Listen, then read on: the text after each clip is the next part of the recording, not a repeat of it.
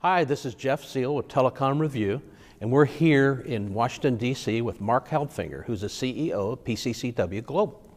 We're here with Marc to visit about what's happening in the carrier Ethernet space at the Metro Ethernet Forum Gen 14 event in Washington. And as all of our readers know, that PCCW Global is a big user of Metro Ethernet and carrier Ethernet, and we want to visit with Marc today about what's going on at PCCW Global.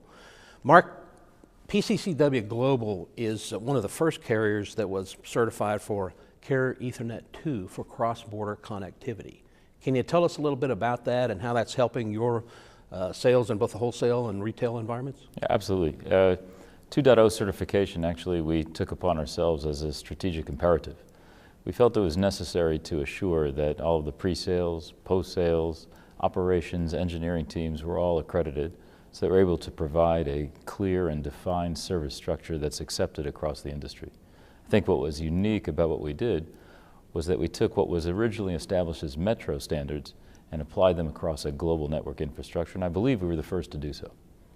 Good. So are you seeing a lot of your other carrier interconnect partners doing the same thing? We would like to hope that through the NNI infrastructure we will assure that carriers are also accredited at 2.0. But we understand that this is a lengthy process.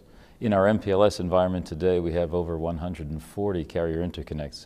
If we were to ask all of them to be accredited overnight, I don't think it would be immediately feasible. Sure. But we do aspire to assure that we will have levels of service that will be defined also through the accreditation process internationally.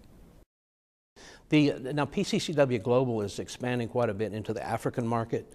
Are you seeing the Ethernet capabilities expanding in that market? Africa is a critical value for us. We acquired Gateway away from Vodacom in 2012, and through that structure we've helped, I believe, facilitate the Asia-Africa trade corridor, which continues to increase in value for enterprises and large service providers around the world.